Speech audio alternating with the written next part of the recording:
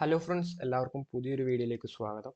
Friends, അപ്പം നമ്മൾ ഇന്ന് SSLC ഫിസിക്സിലെ chapter 2 magnetic effects of electric current അഥവാ വൈദ്യുത കാന്തിക ഫലം എന്ന് പറയുന്ന ചാപ്റ്ററിൻ്റെ ഒരു ഫുൾ റിവിഷനാണ് നമ്മൾ എടുക്കാൻ പോകുന്നത്. ഈ ഒരു ചാപ്റ്ററിലെ മുഴുവൻ കൺസെപ്റ്റും നമ്മൾ ഈ ഒരൊറ്റ വീഡിയോയിലൂടെ നമ്മൾ ചർച്ച ചെയ്യാൻ പോവുകയാണ്. ഓക്കെ, അപ്പം നിങ്ങൾ ഈ ഒരു വീഡിയോ മുഴുവനായിട്ടിരുന്ന് കാണുക. ഈ ഒരു ചാപ്റ്ററിൽ നിന്ന് വരുന്ന എല്ലാ കൺസെപ്റ്റ്സും നമ്മൾ പഠിപ്പിക്കുന്നതാണ്. പിന്നെ ഒരു കൺസെപ്റ്റ് റിലേറ്റഡ് ചോദ്യങ്ങൾ നമ്മൾ ഉടനെ തന്നെ വരുന്നതായിരിക്കും. അതൊക്കെ കാണാൻ വേണ്ടി ഈ ഒരു ചാനൽ സബ്സ്ക്രൈബ് ചെയ്ത് വെക്കുക. ഓക്കെ, വീഡിയോയിലേക്ക് പോകുന്നതിന് മുമ്പ് ഞാൻ നിങ്ങൾക്ക് ഒരു കാര്യം പറഞ്ഞുതരാം. ഈ ഒരു ഇതുപോലുള്ള വീഡിയോസിൻ്റെ നോട്ട്സ്, ഫ്രീ നോട്ട്സ് അതൊക്കെ കിട്ടാൻ ഡിസ്ക്രിപ്ഷനിൽ ഒരു വാട്സപ്പ് കമ്മ്യൂണിറ്റിയുടെ ലിങ്ക് കൊടുത്തിട്ടുണ്ട്. ആ ഒരു കമ്മ്യൂണിറ്റിയിൽ കയറാൻ പറ്റുന്നവരൊക്കെ കയറുക. നോട്ട്സ് മാത്രമല്ല ഞങ്ങൾ സജസ്റ്റ് ചെയ്യുന്നത്, ഡെയിലി ക്വസ്റ്റ്യൻസ് ഉണ്ട്, നമ്മൾ ഇടുന്നുണ്ട്. അതുപോലെ തന്നെ പോൾ ക്വസ്റ്റ്യൻസ് ഉണ്ട്. പിന്നെ ഡൗട്ട് ക്ലിയറിംഗ് സെക്ഷൻ ഉണ്ട്. കമ്മ്യൂണിറ്റിയിൽ ഇടുന്ന ഓരോ ക്വസ്റ്റ്യൻസിനും റിപ്ലൈ ആയിട്ട് നിങ്ങളുടെ ഡൗട്ട് നിങ്ങൾക്ക് രേഖപ്പെടുത്താവുന്നതാണ്. അതിനെല്ലാം ഞങ്ങൾ തിരിച്ച് റിപ്ലൈ തരുന്നതായിരിക്കും. നിങ്ങളുടെ ഡൗട്ട് ക്ലിയർ ചെയ്ത് തരുന്നതായിരിക്കും. ഓക്കെ, അപ്പോൾ നമുക്ക് 100+ മെമ്പേഴ്സ് ഇപ്പോൾ തന്നെ ഉണ്ട്. 3 ദിവസം കൊണ്ടാണ് നമുക്ക് 100-ലധികം മെമ്പേഴ്സിന് നമുക്ക് കിട്ടിയിരിക്കുന്നത്. അപ്പോൾ നിങ്ങൾക്ക് ജോയിൻ ചെയ്യാൻ താല്പര്യമുള്ളവർക്ക് ഡിസ്ക്രിപ്ഷനിൽ ലിങ്ക് ഉണ്ട്. അല്ലെങ്കിൽ നിങ്ങൾക്ക് ഈ ഒരു QR കോഡ് സ്കാൻ ചെയ്ത് നിങ്ങൾക്ക് ആ ഒരു കമ്മ്യൂണിറ്റി ജോയിൻ ആവാവുന്നതാണ്. ഓക്കെ, അപ്പോൾ നമുക്ക് നേരെ വീഡിയോയിലേക്ക് പോകാം. ഓക്കെ, ഈ ഒരു ചാപ്റ്ററിൽ നിങ്ങൾക്ക് 5 ടോപ്പിക്സ് ആണ് വളരെ ഇമ്പോർട്ടൻ്റ് ആയിട്ടുള്ളത്.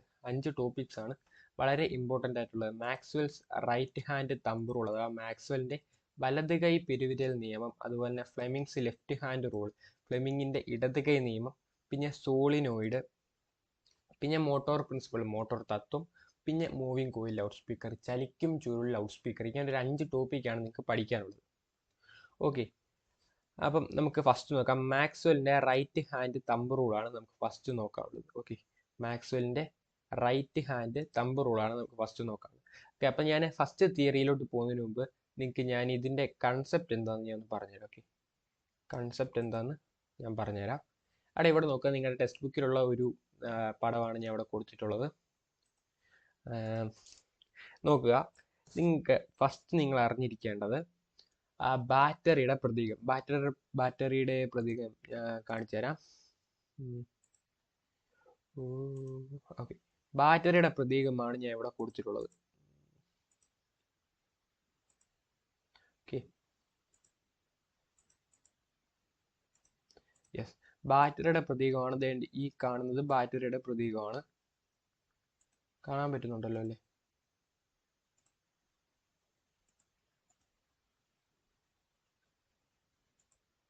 ഓക്കെ, ബാറ്ററിയുടെ പ്രതീകമാണ് ഈ കാണുന്നത്.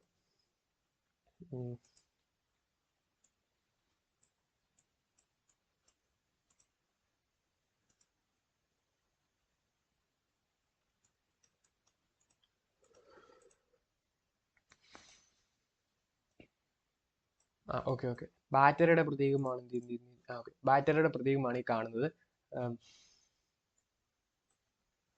ഓക്കെ, ഇങ്ങനെ കാണുന്നത് ബാറ്ററിയുടെ പ്രതീകമാണ്. സെല്ലെന്ന് പറയുന്നത് ഈ ഒരൊറ്റ ഒരെണ്ണമാണ് സെല്ലെന്ന് പറയുന്നത്. 2 എണ്ണം കൂടെ കൂട്ടിച്ചേർത്താണ് ബാറ്ററി എന്ന് പറയുന്നത്. 2 എണ്ണം കൂട്ടിച്ചേർത്താണ് ബാറ്ററി എന്ന് പറയുന്നത്. അപ്പോൾ ബാറ്ററിയിൽ നിങ്ങൾക്ക് ഒരു ഇത് കാണിച്ചു തരാം. ഇങ്ങനെയാണ് സെല്ല്, ഇതാണ് ബാറ്ററി. ബാറ്ററിയിൽ ഈ ഒരു വലിയ വരയാണ്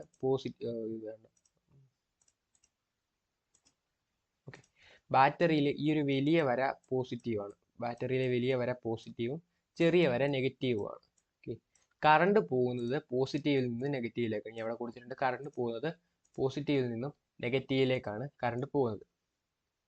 ഓക്കെ, ഇപ്പം ഇവിടെ ഈ ഒരു ചിത്രീകരണം നോക്കുക. ഓക്കെ, ചിത്രീകരണത്തിൽ നോക്കുക, ഇവിടെ ഒരു വലിയ വരയുണ്ട്,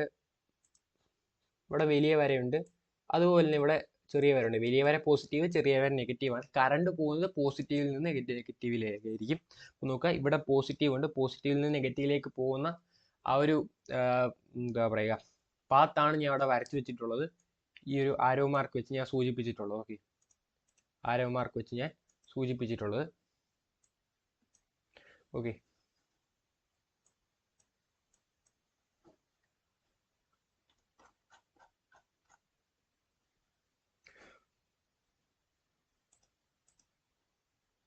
കാണാൻ പറ്റുന്നുണ്ടെന്ന് വിചാരിക്കുന്നു. ഓക്കെ, ഇങ്ങനെയാണ് നമ്മുടെ ആ ഒരു കറണ്ട് പോകുന്നത്. കറണ്ട് പോകുമ്പം നമ്മൾ നമ്മുടെ വലത്തെ വിരൽ എടുക്കുന്ന വലത്തെ വിരലിൽ വലത്തെ കയ്യിൽ തള്ളവിരൽ തമ്പ് നമ്മൾ കറണ്ട് എങ്ങോട്ടാണ് പോകുന്നത് ആ ഒരു ദിശയിലോട്ട് വെക്കുമ്പോൾ ബാക്കിയുള്ള 4 വിരൽ ആ ഒരു ചാലകത്തെ ചുറ്റിപ്പിടിച്ചതുപോലെയാണെന്ന് നമ്മൾ സങ്കല്പിക്കുകയാണെങ്കിൽ ആ ഒരു 4 വിരൽ എങ്ങോട്ടാണോ നിൽക്കുന്നത് അങ്ങോട്ടാണ് നമ്മുടെ കാന്തിക മണ്ഡലത്തിന്റെ ദിശ എന്ന് പറയുന്നത്. അപ്പോൾ കാന്തിക മണ്ഡലത്തിന്റെ ദിശ കണ്ടുപിടിക്കാൻ വേണ്ടിയാണ് വലത് കൈ പെരുവിരൽ നിയമം ഉപയോഗിക്കുന്നത്. അതെങ്ങനെയാണ് കണ്ടുപിടിക്കുന്നതെന്ന് ചോദിച്ചാൽ നമ്മുടെ വലത് കൈയിലെ തള്ളവിരൽ എങ്ങോട്ടാണോ നിൽക്കുന്നത്, കറണ്ട് എങ്ങോട്ടാണോ പോകുന്നത് ആ ഒരു ദിശയിലേക്ക് നമ്മുടെ തള്ളവിരൽ വെക്കുമ്പോൾ ബാക്കിയുള്ള 4 വിരൽ എങ്ങോട്ടാണോ നിൽക്കുന്നത് അങ്ങോട്ടാണ് കാന്തിക മണ്ഡലത്തിന്റെ ദിശ. ഓക്കെ, ഇവിടെ നോക്കുമ്പം കറണ്ട് ഇങ്ങോട്ട് പോകുമ്പോൾ തള്ളവിരൽ മേലോട്ടാണ് നിൽക്കുന്നത്. തള്ളവിരൽ മേലോട്ട് നിൽക്കുമ്പോൾ ബാക്കിയുള്ള 4 വിരൽ നിങ്ങൾക്ക് ഇപ്പൊ കണ്ടാൽ അറിയാം ഈ ഒരു ദിശയിലാണ് നിൽക്കുന്നത്. ഇങ്ങനെ നിൽക്കുമ്പം നമ്മുടെ കറണ്ടും ആ ഒരു ദിശയിലേക്കാണ് നിൽക്കുന്നത്. ഓക്കെ ഓക്കെ, അപ്പൊ അത് ക്ലിയർ ആയെന്ന് വിശ്വസിക്കുന്നു. നമുക്കപ്പോൾ തിയറി ഒന്ന് നോക്കാം. തള്ളവിരൽ വൈദ്യുത പ്രവാഹ ദിശയിൽ വരത്തക്ക വിധത്തിൽ ചാലകത്തെ വലതു കൈ കൊണ്ട് പിടിക്കുന്നതായി സങ്കല്പിച്ചാൽ ചാലകത്തെ ചുറ്റിപ്പിടിച്ച മറ്റു വിരലുകൾ കാന്തിക മണ്ഡലത്തിന്റെ ദിശയിലായിരിക്കും. Imagine you are holding a current carrying conductor with the right hand in such a way that the thumbs point in the direction of the current. The direction in which the other fingers encircle the conductor gives the direction of magnetic field. Okay, അപ്പം നമ്മൾ പറഞ്ഞു തന്നെയാണ്, ഒന്നുകൂടെ പറഞ്ഞു. തള്ളവിരൽ വൈദ്യുത പ്രവാഹ ദിശയിൽ വരുന്നത് പോലെ ചാലകത്തെ വലത് കൈ കൊണ്ട് പിടിക്കുമ്പം ബാക്കിയുള്ള കൈയിലെ മറ്റു വിരല് കാന്തിക മണ്ഡലത്തിന്റെ ദിശയിലായിരിക്കും ഇരിക്കുന്നത്. ഓക്കെ, ക്ലിയർ ആണെന്ന് വിശ്വസിക്കുന്നു. അങ്ങനെയാണെങ്കിൽ നമുക്ക് കുറച്ച് ചോദ്യമൊക്കെ ഒന്ന് ചെയ്ത് നോക്കാം. ഇവിടെ നോക്കുക, ബിയിൽ നിന്ന് എയിലേക്കാണ് നമ്മുടെ കറണ്ട് പോകുന്നത്. ആ ഒരു ഫ്ലോ ചെയ്യുന്ന ആ ഒരു പാത്ത് ഞാൻ വെച്ചിട്ടുണ്ട്. ബിയിൽ നിന്ന് എയിലേക്കാണ് പോകുന്നത്. അപ്പം നമ്മുടെ വലത് കൈയിലെ തള്ളവിരൽ എങ്ങോട്ടാണ് നിൽക്കേണ്ടത്? നമ്മുടെ നേരെയാണ് നിൽക്കേണ്ടത്. നേരെ നിൽക്കുമ്പോൾ ബാക്കിയുള്ള 4 വിരൽ കാന്തിക മണ്ഡലത്തിന്റെ ദിശയിൽ സൂചിപ്പിക്കുന്നതാണ്. അതെങ്ങോട്ടാണ് സൂചിപ്പിക്കുന്നത് വെച്ചാൽ ഇടത്തു നിന്ന് വലത്തോട്ടാണ് സൂചിപ്പിക്കുന്നത്. ഓക്കെ, നമുക്കിപ്പോൾ ഇവിടെ നോക്കുമ്പം ഈ ഒരു രീതിയിലാണ് നമ്മൾ കൈ വെക്കേണ്ടത്. ഈ ഒരു രീതി കൈ വെക്കുമ്പോഴത്തേന് കറണ്ട് മേലോട്ടാണ് പോകുന്നത്. അപ്പൊ തള്ളവിരലും നമ്മൾ മേലോട്ട് നിൽക്കണം. ബാക്കിയുള്ള 4 വിരലും ഈ ഒരു ദിശയിലായിരിക്കും നിൽക്കുന്നത്. ഓക്കെ, അത് ക്ലിയർ ആണെന്ന് വിശ്വസിക്കുന്നു. അങ്ങനെയാണ് നമുക്ക് അടുത്ത പോയി നോക്കാം. അടുത്ത നേരെ തിരിച്ചാണ്. ഓക്കെ, എയിൽ നിന്ന് ബിയിലേക്കാണ് കറണ്ട് പോകുന്നത്. എയിൽ നിന്ന് ബിയിലേക്ക് കറണ്ട് പോകുമ്പോൾ തള്ളവിരൽ നേരെ തലകുത്തനെയാണ് പിടിക്കേണ്ടത്. തള്ളവിരൽ തലകുത്തനെ പിടിക്കുമ്പോൾ ബാക്കിയുള്ള 4 വിരലും ഈ ഒരു വശത്ത് വലത്തു നിന്ന് ഇടത്തോട്ടായിരിക്കും പോകുന്നത്. നിങ്ങൾക്ക് ഇപ്പൊ സ്ക്രീനിൽ കാണുന്നത് പോലെ ഈ ഒരു രീതിയിൽ നിങ്ങൾ കൈ വെക്കുമ്പോൾ, ഇതൊന്ന് ഡിലീറ്റ് ചെയ്ത് കളഞ്ഞോട്ടെ. ഓക്കെ, ഈ ഒരു രീതിയിൽ നിങ്ങൾ കൈ വെക്കുമ്പോൾ നിങ്ങൾക്ക് കാണാൻ പറ്റും വലത്തു നിന്ന് ഇടത്തേക്കാണ് വിരൽ പോകുന്നത്. അതുപോലെ തന്നെ കാന്തിക മണ്ഡലത്തിന്റെ ദിശയും ആ ഒരു രീതിയിലേക്ക് നിങ്ങൾക്ക് ഇപ്പം നിങ്ങളുടെ വലത് കൈ കൊണ്ട് നോക്കുമ്പോഴും നിങ്ങൾക്ക് മനസ്സിലാക്കാൻ സാധിക്കും എങ്ങനെയാണ് പോകുന്നത്. ഓക്കെ, ഈ ഒരു ടോപ്പിക്ക് ക്ലിയർ ആയെങ്കിൽ നമുക്ക് അടുത്തൊരു ടോപ്പിക്കിലേക്ക് പോകാം. സോളിനോയിഡ് എന്ന് പറയുന്ന ടോപ്പിക്കാണ്. ഓക്കെ, ഇവിടെ നിങ്ങൾക്ക് സോളിനോയിഡ് കാണാൻ പറ്റും. നിങ്ങളുടെ ടെക്സ്റ്റ് ബുക്കിലുള്ള ഒരു പടമാണ് തന്നിരിക്കുന്നത്. സോളിനോയിഡിന്റെ പടമാണ്. സോളിനോയിഡ് സർപ്പിളാകൃതിയിൽ ചുറ്റിയെടുത്ത കവചിത ചാലകമാണ് സോളിനോയിഡ് എന്ന് പറയുന്നത്. Insulated wire out in the shape of helix. സർപ്പിളാകൃതിയിൽ ചുറ്റിയെടുത്ത കവചിത ചാലകമാണ് സോളിനോയിഡ് എന്ന് പറയുന്നത്. അപ്പം സോളിനോയിഡിനെ പറ്റി നിങ്ങൾ അറിഞ്ഞിരിക്കേണ്ടത് ഈ ഒരു സംഭവമാണ്. സോളിനോയിഡ് ഇങ്ങനെ ഇരിക്കുമ്പം ഇവിടെ നിന്ന് ഒരാൾ നോക്കുമ്പം കാണുന്ന ദിശയും ഇവിടെ നിന്ന് ഒരാൾ നോക്കുമ്പോൾ കാണുന്ന ദിശയും രണ്ടെണ്ണമായിരിക്കും. ഓക്കെ, രണ്ട് വശത്തു നിന്നും കാണുന്നത് രണ്ട് ദിശയായിരിക്കും. ഒരാൾ പ്രദക്ഷിണ ദിശയും ഒരാൾ അപ്രദക്ഷിണ ദിശയിലും ആയിരിക്കും കാണുന്നത്. ഒരാൾ ക്ലോക്ക് വൈസിലും ഒരാൾ ആന്റി ക്ലോക്ക് വൈസിലും ആയിരിക്കും കാണുന്നത്. ഓക്കെ, ഇവിടെ നോക്കുക, ഈ ഒരാൾ ഇവിടുന്ന് നോക്കുന്ന ആൾ ക്ലോക്ക് വൈസിലായിരിക്കും കാണുന്നത്. ഇവിടുന്ന് ഒരാൾ ക്ലോക്ക് വൈസ്, ഇവിടെ നോക്കുമ്പോൾ ആൾ ഇവിടുന്ന് ആന്റി ക്ലോക്കും ഇവിടുന്ന് ക്ലോക്കും ആയിരിക്കും കാണുന്നത്. ഓക്കെ, പിന്നെ നിങ്ങൾക്ക് നോക്കേണ്ടത് വൈദ്യുതി പ്രവഹിക്കുന്ന സോളിനോയിഡിൽ വൈദ്യുത പ്രവാഹം പ്രദക്ഷിണ ദിശയിൽ പ്രവഹിക്കുന്ന അഗ്രത്ത് ദക്ഷിണ ധ്രുവവും അപ്രദക്ഷിണ ദിശയിൽ ഉത്തര ധ്രുവവും ആയിരിക്കും. അതായത് ആന്റി ക്ലോക്ക് വൈസ് എവിടെയാണോ അവിടെ സൗത്ത് പോൾ ആയിരിക്കും. ക്ലോക്ക് വൈസ് എവിടെയാണോ അവിടെ നോർത്ത് പോൾ ആയിരിക്കും. അപ്രദക്ഷിണ ദിശയാണോ അവിടെ ദക്ഷിണ ധ്രുവമായിരിക്കും. പ്രദക്ഷിണ ദിശയാണെങ്കിൽ അവിടെ ഉത്തര ധ്രുവമായിരിക്കും. നിങ്ങൾക്ക് ടെക്സ്റ്റ് ബുക്കിൽ ഒരു സംഭവം തന്നിട്ടുണ്ട്. ആന്റി ക്ലോക്ക് വൈസ് ആണെങ്കിൽ ഇങ്ങനെയാണ് നമ്മുടെ എന്താ പറയുക ആ ഒരു സോളിനോയിഡ് പോകുന്നത്. അങ്ങനെ പോകുമ്പം ഈ ഒരു സംഭവം യോജിപ്പിച്ചാൽ എസ് കിട്ടും. എസ് എന്ന് പറഞ്ഞാൽ സൗത്ത് പോളാണ്. ഇങ്ങനെയാണ് നിങ്ങളുടെ ടെസ്റ്റിലുള്ളതാണ് ഞാൻ പറഞ്ഞിരുന്നത്. ക്ലോക്ക് വൈസ് ആണെങ്കിൽ ഇങ്ങനെയാണ് പോകുന്നത്. ഇങ്ങനെ പോകുമ്പം ഇത് യോജിപ്പിച്ചാൽ ഒരു എന്നിൻ്റെ ആ ഒരു ഷേപ്പ് കിട്ടും. അങ്ങനെ കണ്ടാണ് ടെസ്റ്റ് പറയുന്നത്. എനിക്ക് ആ സംഭവം നോക്കിയിട്ട് മനസ്സിലായില്ല. ഓക്കെ, അതുകൊണ്ട് ഞാൻ അങ്ങനല്ല പഠിച്ചു വെച്ചാൽ അത് ആൻറ്റി ക്ലോക്ക് എവിടെയാണോ കിട്ടുന്നത് അവിടെ സൗത്ത് പോളാണ്, ക്ലോക്ക് വൈസ് എവിടെയാണോ അവിടെ നോർത്ത് പോളാണ്. ഓക്കെ, അത് നിങ്ങൾ പഠിച്ചു വെച്ചാൽ മതി. ഓക്കെ,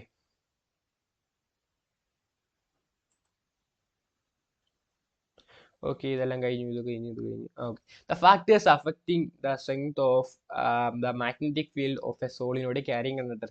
അതായത് സോളിനോയിഡിന്റെ കാന്തശക്തിയെ സ്വാധീനിക്കുന്ന ഘടകങ്ങൾ ഏതെല്ലാമാണെന്നാണ് ചോദ്യം. നിങ്ങൾക്ക് നിങ്ങളുടെ SSLC പബ്ലിക് പരീക്ഷ കൂടുതൽ ചോദിച്ചു കണ്ടിട്ടുള്ള ചോദ്യമാണ്. നോക്കുക, increase strength of electric current, കറണ്ടിന്റെ ശക്തി വർദ്ധിപ്പിക്കുക. നിങ്ങൾ സ്പെല്ലിങ് നോക്കണ്ട, അത് നമ്മുടെ എന്താ പറയുക, ടൈപ്പ് ചെയ്യുമ്പോൾ അങ്ങനെ വരത്തുള്ളൂ. പിന്നെ സെക്കൻഡ് എന്ന് പറഞ്ഞാൽ increase the number of turns, ചുറ്റുകളുടെ എണ്ണം വർദ്ധിപ്പിക്കുക.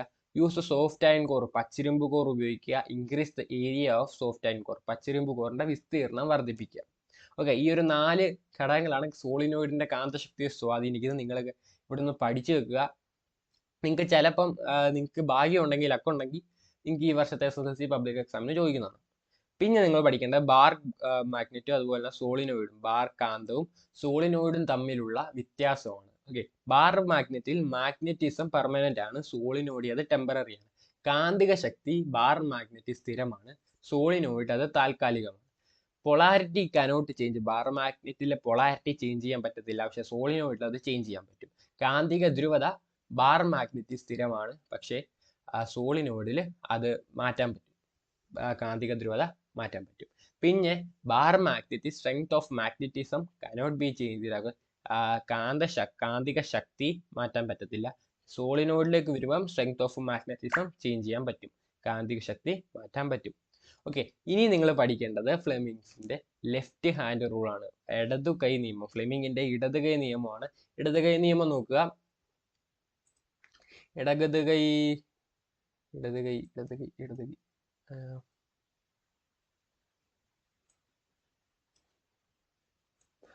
ഇടത് കൈ നിയമം പറയുന്നത്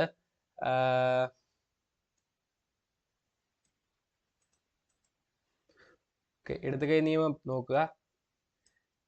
മേളിലോട്ട് നിൽക്കുന്നത് ഫോഴ്സ് ആണ്, മേളിലോട്ട് നിൽക്കുന്ന ഫോഴ്സ് ആണ്. ഇടത്തോട്ട് വലത്തോട്ട് നിൽക്കുന്ന മാഗ്നറ്റിക് ഫീൽഡ് നമ്മളുടെ നേരെ, അതായത് നിങ്ങൾ എങ്ങോട്ടാണ് നിൽക്കുന്നത് നിങ്ങളുടെ നേരെ ചൂണ്ടുന്നത് അത് കറണ്ട് ആണ്. ഓക്കെ, അതാണ് അതാണ് ഫ്ലെമിങ്സിന്റെ ലെഫ്റ്റ് ഹാൻഡ് റൂള് പറയുന്നത്. ഫ്ലെമിങ്ങിന്റെ ലെഫ്റ്റ് ഹാൻഡ് റൂള് പറയുന്നത് അതാണ്.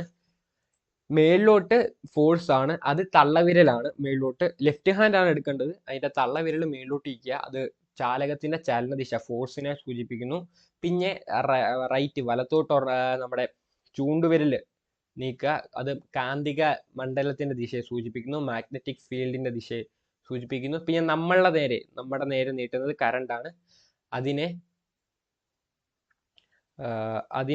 കറണ്ടിന്റെ ദിശയെ സൂചിപ്പിക്കുന്നു. ഓക്കെ, നോക്കുക. Hold the forefinger, middle finger and the thumb of the left hand in mutually perpendicular direction.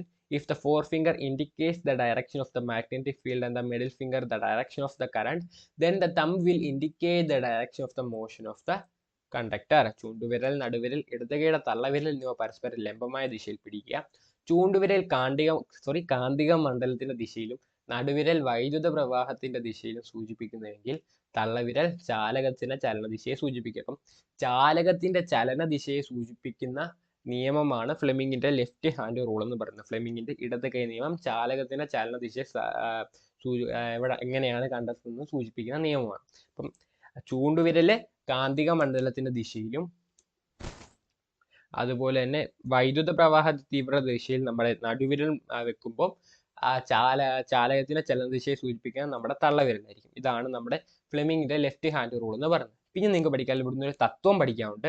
നിങ്ങളുടെ സെക്കൻഡ് ചാപ്റ്ററിൽ ഉള്ള ഏക ഒരു തത്വമാണ് മോട്ടോർ പ്രിൻസിപ്പൾ, മോട്ടോർ തത്വം എന്ന് പറയുന്നത്.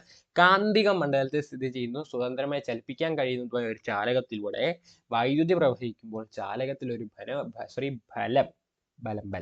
ബലം അനുഭവപ്പെടുകയും അത് ചലിക്കുകയും ചെയ്യുന്നു. Conductor which can move freely and which keep in a magnet which kept in a magnetic field experience a force when current passes through it and it moves. Okay, ഇതാണ് motor തത്വം എന്ന് പറയുന്നത്. മോട്ടോർ തത്വത്തിൽ അടിസ്ഥാനത്തിൽ പ്രവർത്തിക്കുന്ന ഉപകരണമാണ് electric motor, അതുപോലെ തന്നെ മൂവിങ് കോയിൽ ലൗഡ് സ്പീക്കർ എന്ന് പറയുന്നത്. Which device works based on motor principle എന്ന് ചോദിച്ചാൽ ഇലക്ട്രിക് മോട്ടോറും ഉണ്ട്, അതുപോലെ മൂവിങ് കോയിൽ ലൗഡ് സ്പീക്കറും ഉണ്ട്. ഓക്കെ, നമുക്ക് ഇലക്ട്രിക് മോട്ടോറിനെ നോക്കാം. ഇലക്ട്രിക് മോട്ടോറിന്റെ ഊർജ്ജ മാറ്റം എന്ന് പറയുന്നത് ഇലക്ട്രിക് എനർജി മെക്കാനിക്കൽ എനർജി ആക്കുവാണ്. വൈദ്യുതോർജ്ജം യാന്ത്രികോർജ്ജമാക്കുകയാണ് ഇലക്ട്രിക് മോട്ടോർ. ഇലക്ട്രിക് മോട്ടോറിന്റെ പാർട്സ് എന്ന് പറയുന്നത് മാഗ്നറ്റിക് പോൾസ് ഉണ്ട്, ആർമേച്ചർ ഉണ്ട്, ഇനി മലയാളം ഉണ്ട് ഇല്ലേ, മാഗ്നറ്റിക് പോൾസ് ഉണ്ട്, ആർമേച്ചർ ഉണ്ട്, ഗ്രാഫൈറ്റ് ബ്രഷ് ഉണ്ട്, സ്പ്ലിറ്റ് റിംഗ് ഉണ്ട്. കാന്തങ്ങളുണ്ട്, ആർമേച്ചർ ഉണ്ട്, ഗ്രാഫൈറ്റ് ബ്രഷ് ഉണ്ട്, സ്പ്ലിറ്റ് റിംഗ് ഉണ്ട്. ഇത് മലയാളത്തിൽ അതുപോലെ തന്നെ ആയതുകൊണ്ടാണ് ഞാൻ എഴുതാത്തതെന്ന് തോന്നുന്നു. ഓക്കെ, ഇവിടുന്ന് ഒരു ചോദ്യം വരുന്നു. ഓരോ അർദ്ധഭ്രമണത്തിന് ശേഷവും ആർമേച്ചറിലെ വൈദ്യുത പ്രവാഹ ദിശ മാറ്റാൻ സഹായിക്കുന്ന സംവിധാനം ഏതെന്നുള്ളൊരു ചോദ്യം വരും. അത് സ്പ്ലിറ്റ് റിംഗ് കമ്മ്യൂട്ടേറ്റർ ആണ്. സ്പ്ലിറ്റ് റിംഗ് കമ്മ്യൂട്ടേറ്റർ ആണ്. Which part helps to change the direction of current through the armature after every half rotation? Split ring commutator ആണ്. ചലിക്കും ചുരുൾ ലൗഡ് സ്പീക്കറിന്റെ പ്രവർത്തന തത്വം വിശദമാക്കുക. ചലിക്കും ചുരുൾ ലൗഡ് സ്പീക്കറിന്റെ പ്രവർത്തന തത്വം ഈ ഒരു ചാപ്റ്ററിൽ ഏക പ്രവർത്തന തത്വമാണ് പഠിക്കാനുള്ളത്. പക്ഷേ നിങ്ങൾക്ക് പബ്ലിക് എക്സാമിന് പോകുമ്പോൾ നിങ്ങൾക്ക് 3-ാം പാഠത്തിൽ കുറച്ച് പ്രവർത്തന തത്വങ്ങൾ പഠിക്കാനുണ്ട്. എന്താ പറയുക, വൈദ്യുത കാന്തിക പ്രേരണം, സെൽഫ് ഇൻഡക്ഷൻ, മ്യൂച്വൽ ഇൻഡക്ഷൻ, അങ്ങനെ കുറച്ച് തത്വങ്ങൾ പഠിക്കേണ്ട. അപ്പോൾ ഇതെല്ലാം കൂടി കൊളാഷ് ആവാനുള്ള സാധ്യത വളരെ കൂടുതലാണ്.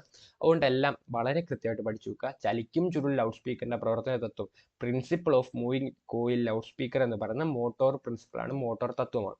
ഇതാണ് നിങ്ങളുടെ മൂവിങ് കോയിൽ ലൗഡ് സ്പീക്കർ എന്ന് പറയുന്നത്. നിങ്ങളുടെ ടെക്സ്റ്റ് ബുക്കിലുള്ള ഒരു പാഠമാണ് മൂവിങ് കോയിൽ ലൗഡ് സ്പീക്കർ. ചലിക്കും ചുരുൾ ലൗഡ് സ്പീക്കർ. ചലിക്കും ചുരുൾ ലൗഡ് സ്പീക്കറിന്റെ പ്രധാന ഭാഗം എന്ന് പറയുന്നത് വോയിസ് കോയിലാണ്, അതുപോലെ ഡയഫ്രം ആണ്, പിന്നെ ഫീൽഡ് മാഗ്നറ്റ് ആണ്, ഫീൽഡ് കാന്തം എന്ന് പറയുന്നത്. ഓക്കെ, പിന്നെ ഞാൻ സ്ലൈഡിൽ ആഡ് ചെയ്യാതെ പോയ ഒരു സംഭവം എന്ന് പറയുന്നത് ഇതിന്റെ പ്രവർത്തന തത്വമാണ്. പ്രവർത്തന തത്വം നിങ്ങൾ ടെക്സ്റ്റ് ബുക്കിൽ ഉണ്ടെന്ന് തോന്നുന്നു. അല്ലെങ്കിൽ പിന്നെ നമുക്ക് ആ ഒരു പബ്ലിക് എക്സാമിന്റെ സമയത്ത് നമ്മൾ അതിനെപ്പറ്റി ഡിസ്കസ് ചെയ്യുന്നതാണ് ഇതിന്റെ പ്രവർത്തന തത്വം എന്ന് പറയുന്നത്. പ്രവർത്തന തത്വം സ്ലൈഡിൽ ഇടാൻ വിട്ടുപോയതാണ്, എന്നാലും കുഴപ്പമില്ല.